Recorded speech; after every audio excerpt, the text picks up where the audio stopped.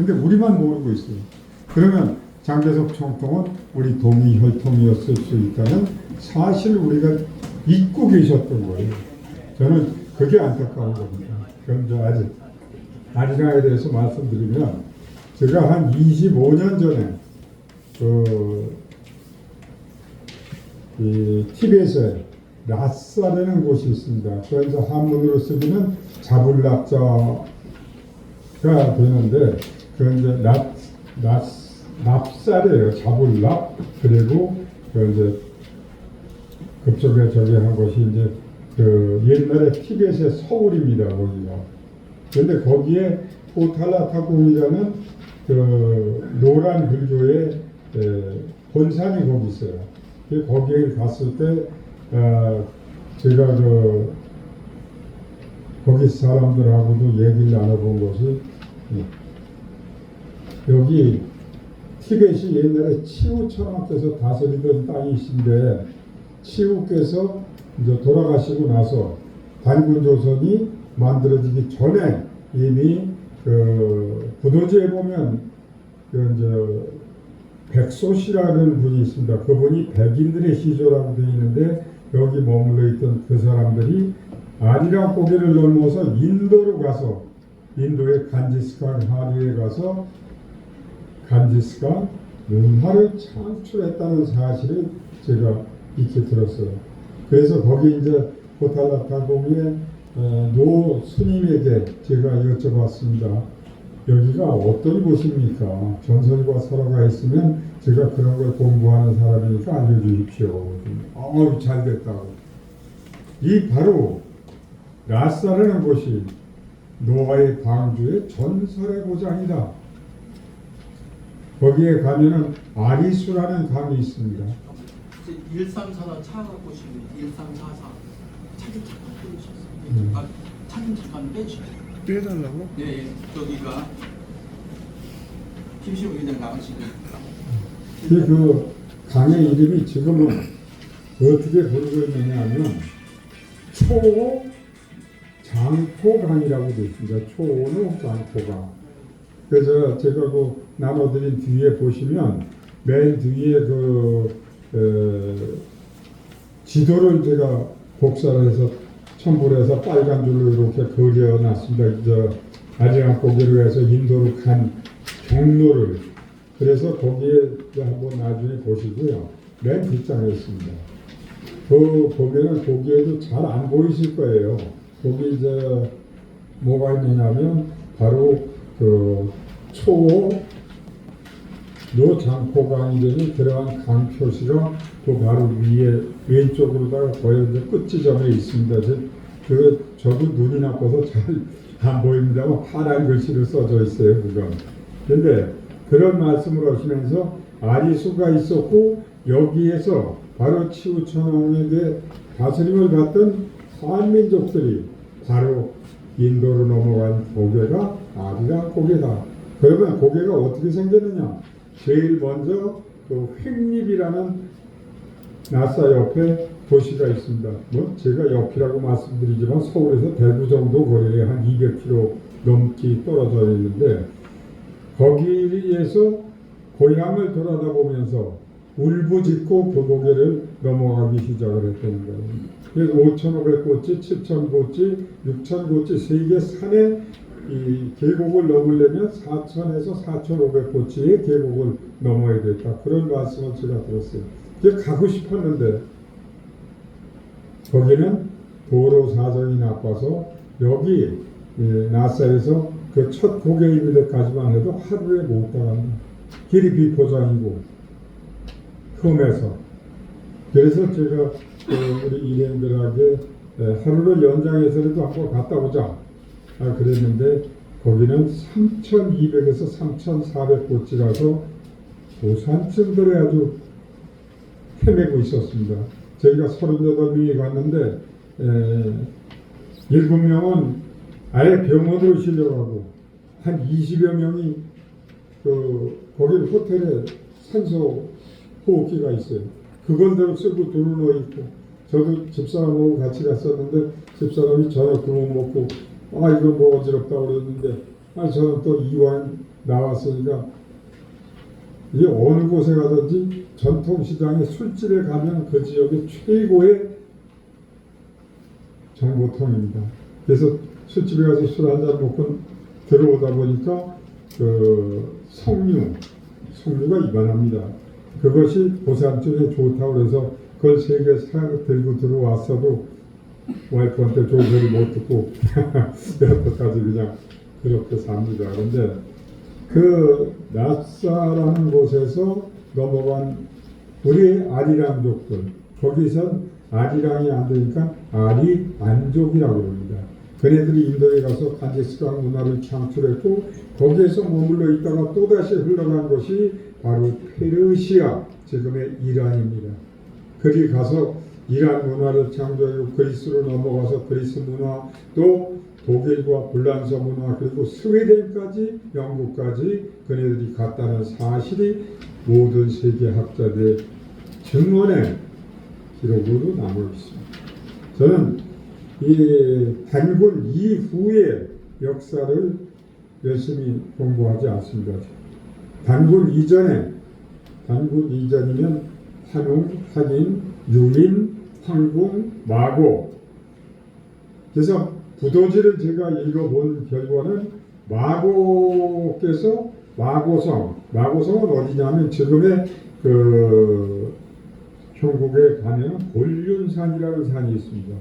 그 곤륜산에 마고성이 있고 거기 곤륜시라는 조그만 도시가 있어요. 거기도 제가 이제 갔었는데 거기에 마고께서 오시기 전에 이미 성이 쌓여져 있었다. 그러면 모은 숙제가 남죠. 이 성은 누가 쌓았으며 누가 다스렸겠느냐.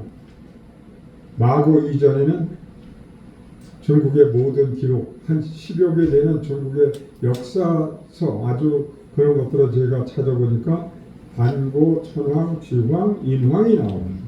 그런데 중국 놈들은 마고를 인황이라고 표현합니다. 그래서 제가 그런 것을 전부 정리를 해서 우리 할아버님 친구분들에게 들었던 10만 8천 년 내지 11만 년의 우리 역사를 새로이 정리를 해서 인류시원의 역사 이야기라는 책을 발간을 했었습니다. 그런데 이 아리랑 고개의 모든 설화가 우리나라에서 요즘하게 뭐 아리랑에 대해서 풀이하는 사람들 보면 얼씨구절씨구가 들어간다고 해서 전쟁이 나서 많은 남자들이 죽어서 첩의 자식이든 족의 자식이든 다 나오고 붙어서 새끼만 남들, 절대로 그렇지 않습니다. 그런 망발을 하는 인간들은 저는 개만도 못한, 돼지만도 못한 놈들이라고. 왜 그러냐?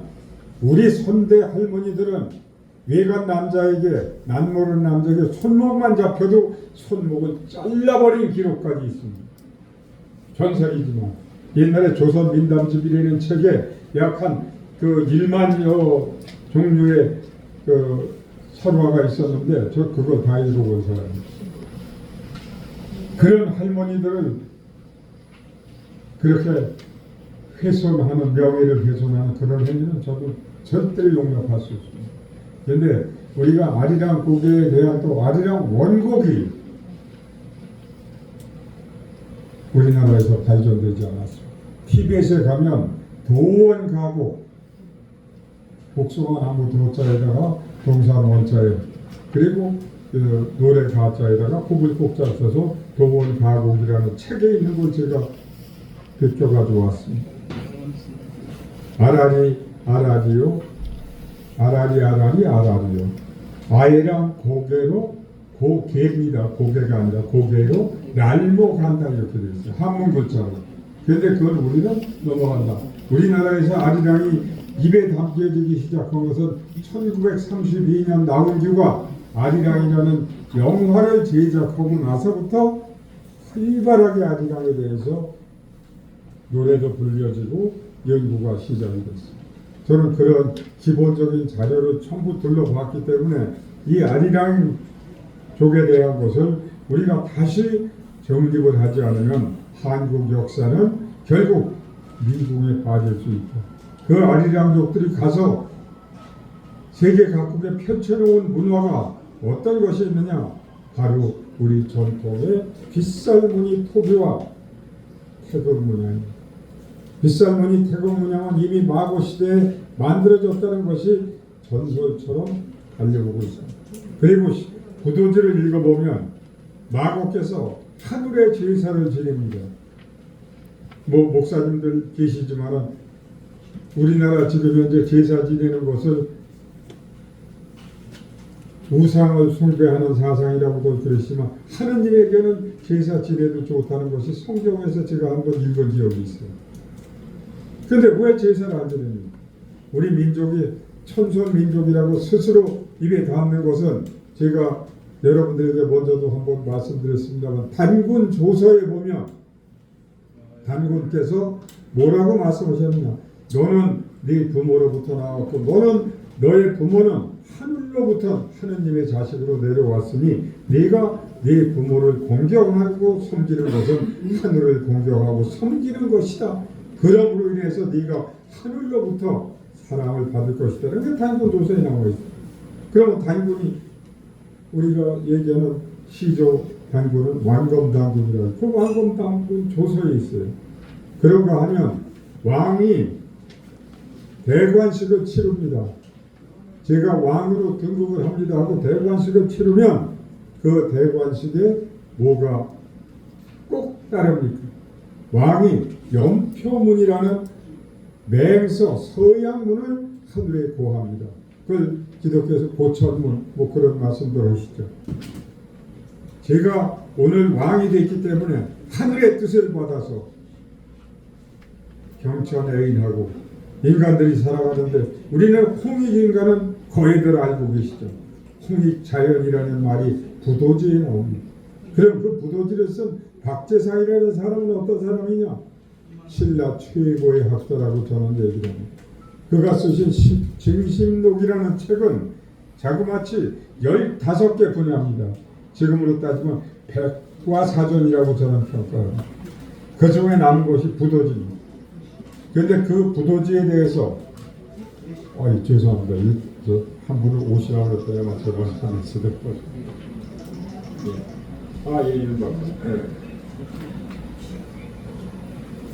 그래 신촌역에 내리면 5번 출구로 나오시면 조금 걸어 올라 바로 직전으로 오시다 보면 안경을 이렇게 크게 그려놓은 게 있어요. 건물이. 그 건물을 막 지나면 거기 바로 칼국수집이 다음 건물이고 우리 교회라는 간판이 있는 건물 지하입니다. 네, 우리 교회 간판 그 바로 지하로 내려오신 거예요. 네, 제가 지금 강의 중이라 나가지 못합니다. 그래서 그 많은 것들을 우리가 잊어버리고 산다. 그럼 잊고 살면 어떻게 되느냐? 역사를 놓치는 거예요. 역사를 잊은 민족에게는 미래가 없다는 단재 신채호 선생의 말씀 여러분들 다 기억하시고, 홍익자연이라는 것은 모든 만물을 똑같이 나고자 버리지 않고 함께 가는 것이 우리 선대들의 정신입니다. 요즘하게 자연보호운동 이런 거 할 필요 하나도 없어요. 저는 그냥 홍익 만물에 대한 기본 정신만 들어있으면 아끼지 말래도 아낍니다. 인간이 동물과 식물을 아끼고 사랑하다 보면 어느 정도가 됩니까? 애물부림입니다. 사랑하는 물건은 둘이 아니 나오고 똑같은 겁니다. 그래서 아리랑을 여러분들께서 나눠드린 그 리포트를 보시고 앞으로 많이 이끌어 주시고, 이 아리랑족들이 가서 펼쳐진 그런 우리 한민족의 문화가 세계의 문화를 창달하고 이끌었다는 사실이에요. 카네기 재단에서 1926년에 아프리카 아파치족과 또 다른 아메리카족 인디언들의 이동 현로와 혈통 조사를 했습니다. 아파치족은 자그마치 5만 년 전에 알래스카를 거쳐서 베링 해협이 얼음판이었을 때 그걸 건너서 알래스카로 또는 그 캐나다로, 미주로, 그리고 중미에 가서 잉카 문명을 창달을 하고 남쪽으로 내려가서 그 볼리비아와 과테말라 중간에 있는 마야 본경을 창설해서 거기에 마추픽추라는 그 재단이 지금도 세계 관광객들을 끌어모으고 있죠. 그런데 그 보고서에 아메리카 인디언들의 혈통이 우리 한국인과 DNA가 87.6%가 동일하다. 87.6%면 100명 중에 88명은 우리와 같다는 얘기예요. 몸 전체에서 봐도 그렇고. 그럼 우리가 그런 유명한 보고서를 잊고 살으면 안 됩니다. 그것을 제게 일깨워 주신 세계적인 학자가 존 카터 코벨이라는 미국의 여성학자입니다. 그가 인류 시원의 역사는 이집트가 아니라 한국이라는 사실을 논문에 써서 유네스코에 지금 현재 보관되어 있고, 또 러시아의 그 울람푸틴이라는 세계적인 학자가 단군 세기를 썼는데 그 속에다가 단군 선대들이 인류 시원의 역사라는 기록을 써서 유네스코에 역시 보관됩니다. 우리나라 학자들의 글이라는 것은 이것은 초등학교에도 수준도 안 되는 연구 없이 남의 말을 베껴 쓴 그 정도밖에 안 됩니다. 제가 우리 내 나라 역사를 찾기 위해서 제일 처음에 행한 것이 바로 곤륜사를 갔습니다. 한국과 중국이 국교가 정상화되기 전인데 제가 그것을 만주에 갔어요. 하이빈에. 거기에서 우리 조선족 학교 교장을 하신 분을 만났는데 어떻게 하나 식당에 가서 밥 먹으면서 친구하고 둘이 떠드는데 혹시 조선족이냐고. 저 한국에서. 그러냐고. 그 얘기가 숫자설에서 같이 잔이 오고 가다 보니까 이 양반 그럼 내일 나오고 한생 그렇게 역사를 좋아하는 곤륜산에 가봅시다. 그래서 가기 시작해서 제가 역사를 공부하고 그저 한 35년 됩니다. 전적으로 쫓아다니는데. 그런데 곤륜산이라는 것은 중국 모든 민담에 나오지 않습니다. 우리나라 역사에는 나옵니다. 곤륜산에 대한 것이. 그리고 우리 선배들의 가르침 속에 뭐가 있느냐. 경기민요 여러분들 들어보시죠. 소도창에도 더러 나오는 경우가 있습니다만 산지조정은 곤륜산이요 수지조정은 동해수라. 이 노래 가사와 또 하나 저는 한문을 배우면서 어른들에게 말씀드린 것은 심심창해수 마음은 깊고 넓기가 푸른 바다와 같고 부쩍은 곤륜산이라 주동아리는 무겁기라 곤륜산처럼 무겁게 해라 하는 그런 말씀을 듣고 자란 사람입니다. 저희 올해 80대밖에 안 됐지만 뭐 90대신 분들이나 거의 유사하게 제가 어른들의 말씀을 듣고 자랐습니다. 제 할아버지께서 독립운동 가시면서 광주 유림의 회장을 하셨고 그 유명한 33인 중에 이정훈 선생이 광주 유림 회장하시다가 우리 할아버지에게 남기셔서 할아버지 친구들은 전부 유림이셨습니다. 또 경기도 광주는 3.1운동 당시에 리더들이 전부 유림뿐이었습니다. 그런데 제가 이러한 말씀을 드리는 것은 뼈 빠지게 우리가 공부를 한다고 해서 엉뚱한 공부를 합니다. 근원을 알아야 됩니다.